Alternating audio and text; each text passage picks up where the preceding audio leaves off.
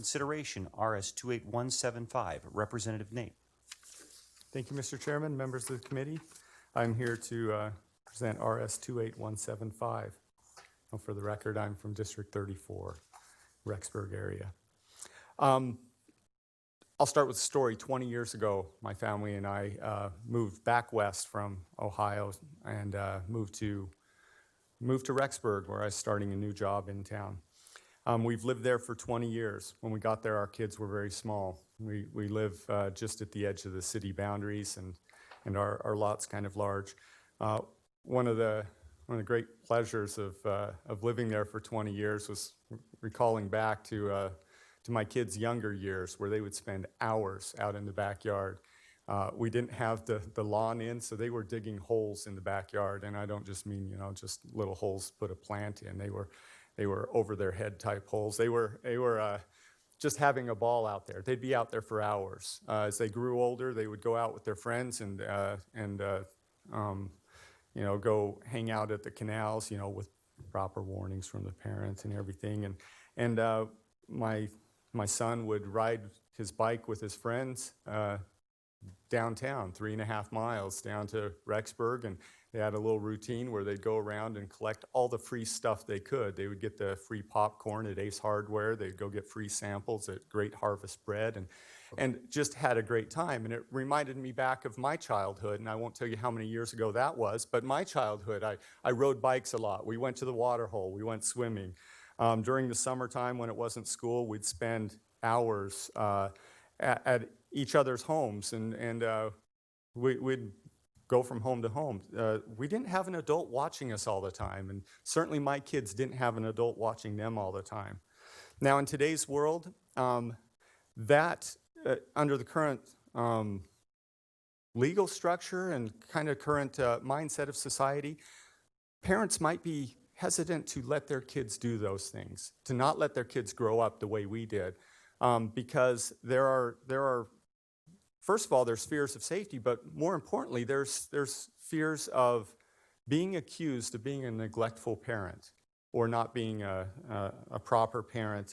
And parents recognize they can get in trouble for something as simple as leaving their kid in a car while they go and get a soda pop from the Maverick, or they could get in trouble if their kids are outside at a park nearby.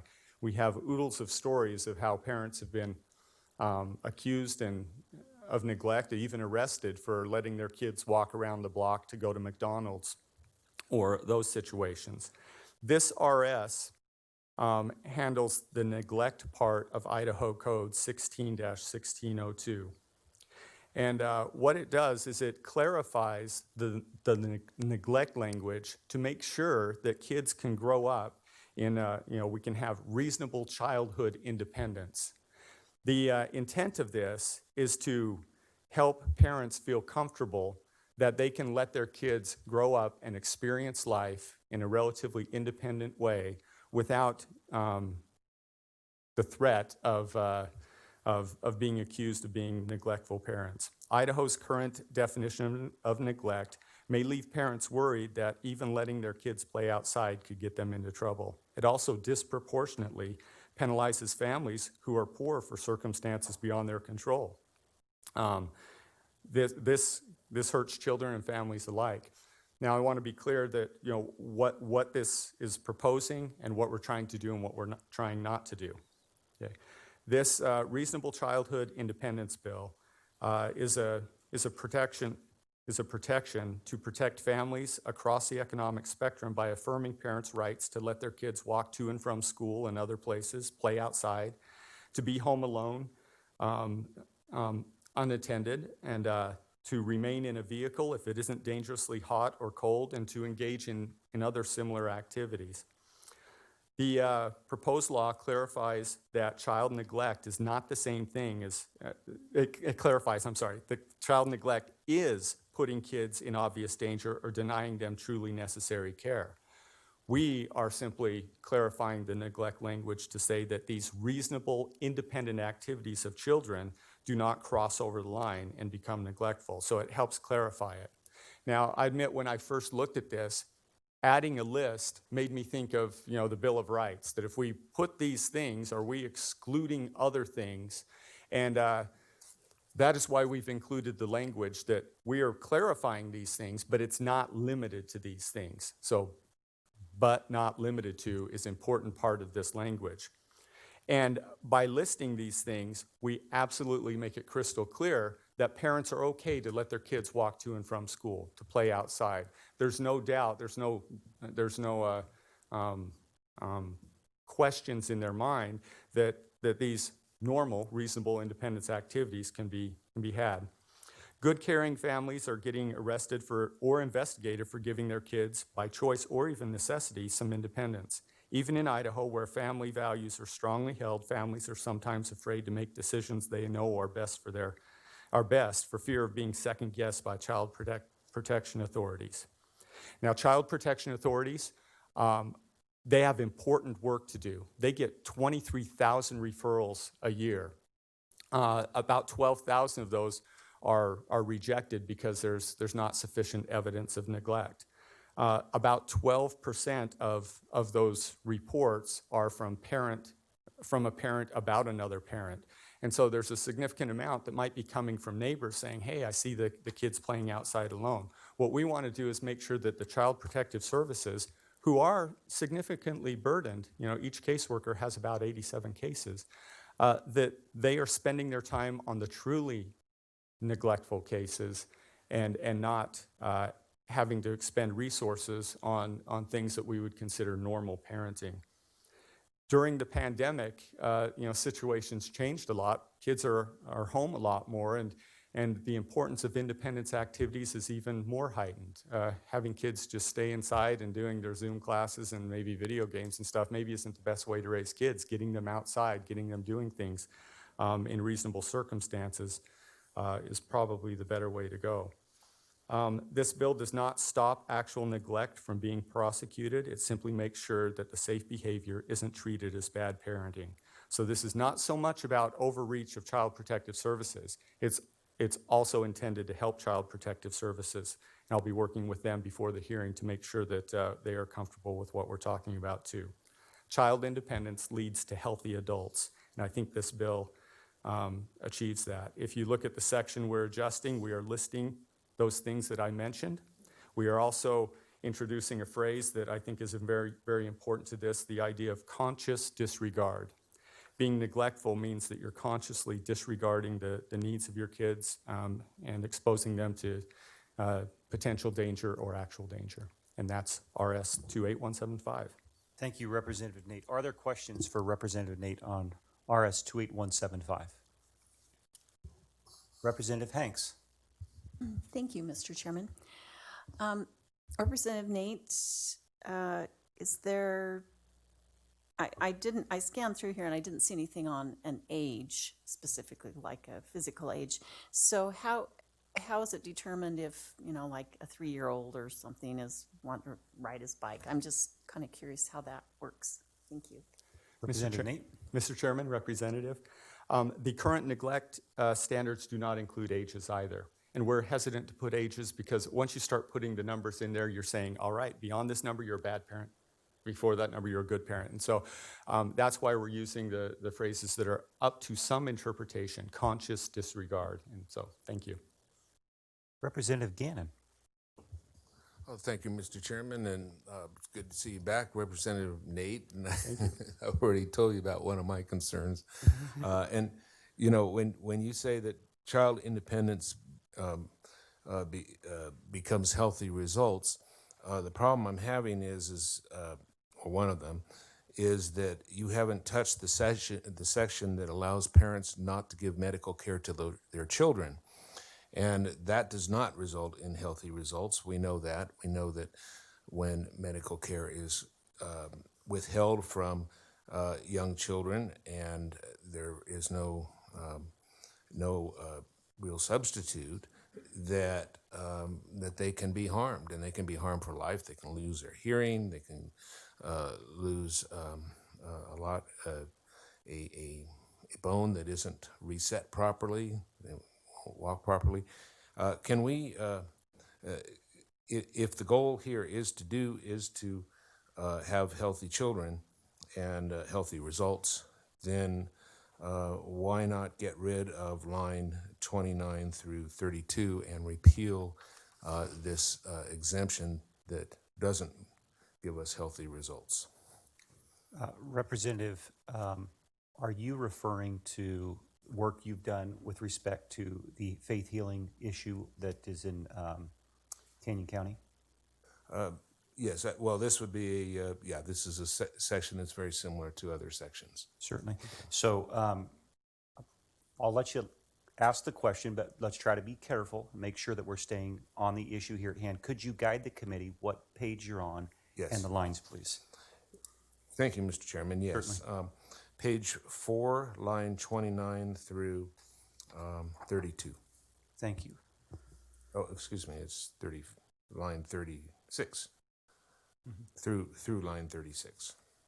Okay. Mr. Chairman? And Representative Nate? Mr. Chairman, Representative Gannon, I know that the faith healing issue has been a hot button issue here in the Capitol. It was handled quite extensively a few years ago.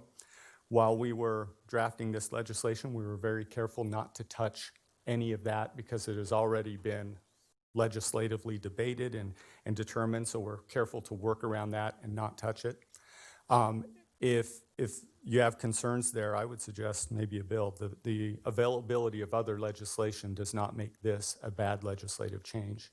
And so we're sticking with the areas of neglect and letting that issue stand as it has already been determined. Thank you. So Representative Nate, just to clarify, you would not be amenable to that change in your legislation, is that correct?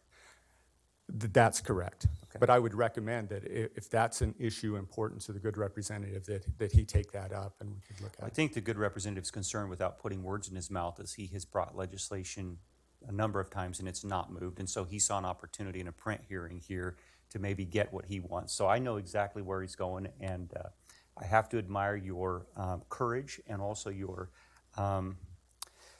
seizing the moment to take an opportunity to potentially try to get that done. It's very wise on your part. Is there further questions for Representative Nate? Representative Gannon. Thank you, Mr. Chairman, and thank you for allowing me to ask those questions. And Certainly. this is a question about the child age, and I remaining at, and one of the categories is remaining at home unattended, and I wonder if that could lead to some results that might not be good. I mean, especially if you had a very young child, and there's no, say a 5-year-old, you leave the 5-year-old at home, there's no limit on how long at home. For example, it could be said remaining at home unattended for an unreasonably long time or something like that. But with the way it's written, do you think, is there anything in the bill that would put a cap on that if a parent just decided to leave the child at home all day and went out and skiing or something? Representative Nate. Mr. Chairman, Representative Gannon, exactly, and this was fully contemplated as we drafted this. The problem with putting in ages or numbers or days or even hours, there's such a variability in responses that what is right for a 5-year-old is totally different than what's right for a 17-year-old in terms of the amount of time left home unattended. That's why the language above is so important. The conscious disregard for the well-being of the child is really the standard here. And so they can be left home unattended as long as it's within the conscious regard of protecting the kids. Thank you. Thank you. Any further questions? Representative Monks. Thank you, Chairman, and Representative Nate. More of, I guess, a thought for you and what your thoughts are on this. And having had a lot of kids myself, you know, we always try to explain to our kids why we have rules, you know, and that's always a tough decision depending on their age. And we've kind of, at least from our standpoint, narrowed it down simplistically to we're protecting ourselves, we're protecting other people, or we're protecting other property. And using that as a kind of a mindset, as I read through this, I noticed that this is, if I'm reading it correctly, starting on page 4, line 22 there, says we're talking about necessary protection or parental care is contingent upon, if we jump down into lines, I guess starting on, 28 down, we talk about how there's the immediate risk to the child. Did you look at immediate risk to the child or other children or property? Meaning, if I've got a 8-year-old kid who's wailing on a 3-year-old, and he does it all the time, and I'm not doing anything as a parent, is that neglectful? And did we prohibit? Did we line that out here because he's not hurting himself? He's only hurting somebody else. So, walk me through that scenario on how that would be covered somehow. Thanks. Representative Nate. Thank you, Mr. Chairman. Representative Monks. The current neglect statute does not handle even that situation about your kid versus somebody else. And I think that might enter into the area of criminal law where you're saying, do you have a duty to intervene to protect someone else, even if it's your kid doing the harm? And I'm not an attorney, but I imagine that there's parts of criminal law that would get into that about your duty to protect others. And I'm not sure if it's, this neglect statute talks about the neglect of your own children. And I think other areas of law protect others, if that makes sense. Representative Holtzclaw. Thank you very much, Chairman. Representative Nate, I really appreciate this legislation. It's like it's given some more rights to the parent, which I really appreciate. And, I think that that we were all raised at a different time, a different place, perhaps in relation to what's going on in the world. But I still feel that's the parents' right in order to allow their children to do what they want. So stating that, on line, or on page 4, line 3738, nor it just starts out, nor shall any child be considered neglected by virtue of engaging in independent activities. For me, if we just stop there, that would be great, because what happens sometimes when you list, okay, travel to and from school, travel to and from nearby commercial, then it's like a list. Okay, well, is it outside of what the statute says? Oh, well, they were doing this. Well, it doesn't state that in statute, so now we're going to, call child services. Does that make sense? Because, some people, they say, okay, well, the statute lists everything we can do. I think it's the other way around. Does that make sense, Representative Nate? Thank you. Mr. Chairman, Representative Nate. Representative, I had the same questions when I was first talking with the interested parties on this, because I get nervous when we start listing the can-dos, because that is more limiting than restraining government, for example. And so it's the whole Bill of Rights discussion. And so when contemplating this, what we decided was that the list is preferable because these are typical parental activities. And the key words before that is like you said on line 38, including but not limited to.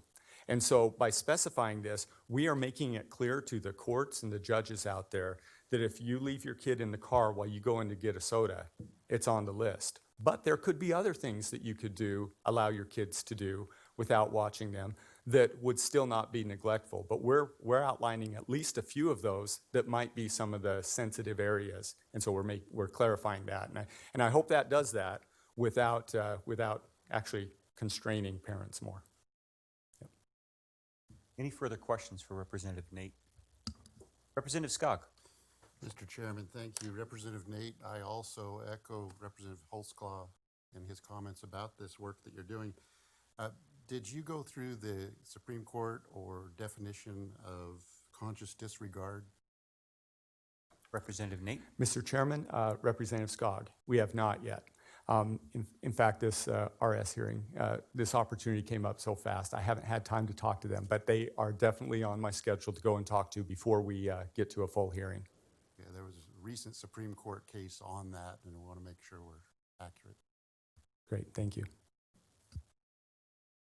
Any further questions for Representative Nate? Seeing none, the RS is properly before the committee. Representative Hanks. Mr. Chairman, I would like to, I don't remember how we do this. I move to introduce RS 28175 to the committee. Did I say that? Just No? make the motion to introduce. That's just Okay. fine. That's all you need to do unless you're trying to change it. Okay, thank you. So the motion is to introduce RS 28175. Is there discussion on that motion? Hearing none, all in favor signify by saying aye. Opposed, nay. The motion is carried. Thank you, committee, for your work, and very impressed. 2 days in, you guys have followed direction very clearly. You're asking lots of questions, and you're also amending bills in the print hearing. So kudos to the committee. You guys are doing great work. If there's no further business, we'll stand adjourned.